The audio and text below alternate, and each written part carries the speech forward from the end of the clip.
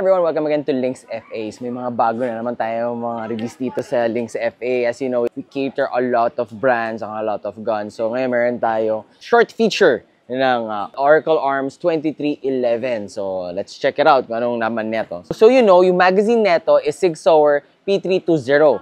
So madali na rin siyang hanapin. 317 round magazine. Also, let's check, may zipper dito. Meron siyang oil plate. Saka na merong rear sight, another plate. So may mga sets of plates siya for your red dots. Ito na yung main zipper. Tada! Wow! So yan. Meron siyang holster na sa loob. May mga manuals dito, saka the padlock from Oracle Arms. Let's check ano yung unit. Dito pa lang, very unique. Looks very special. So, ganda.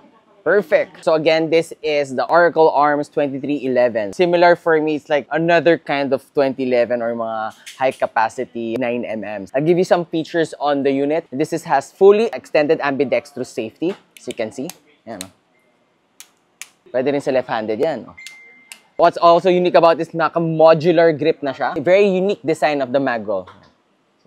Another unique about this unit is it has an easy takedown dismantle. From research, ang okay dito sa unit na ito, meron siyang debris clearance channels. So, yung sabihin nito, side ng barrel niya, well-designed para hindi pumasok yung mga alikabok, mga dumi. Also, nice about this one, like I showed kanina, meron siyang multiple plates for its optics. So, pwede mo palitan. So, from a lot of footprints of different kinds, from Armor, Vortex Venom, Vector Optics 19II, or the Vector Optics SM64. Halos lahat kasya dito. I also feel about this unit is yung DNA niya. Like, it's a combination of a duty saka competition. So, it's all in here. Pwede na siya for competition. At parang napansin ko, they have this thing for the thumb for here. Try natin yung trigger niya.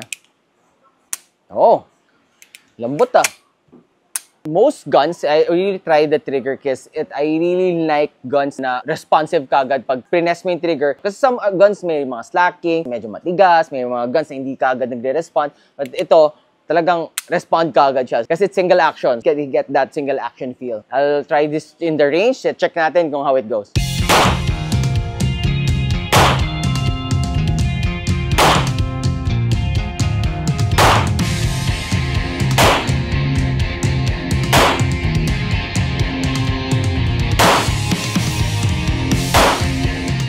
A little review on this one. Price is quite premium, but you get what you pay for. Okay siya dahil it's unique. Something when you like bring out in the range or bring out in your friends. Mapapansin ka agad itong Oracle Arms 2311 9mm. If you're in a collection stage or gusto mo ng something na kakaiba, like I said, pag pupunta ka sa shooting range, you won't go wrong with this 2311 by Oracle Arms.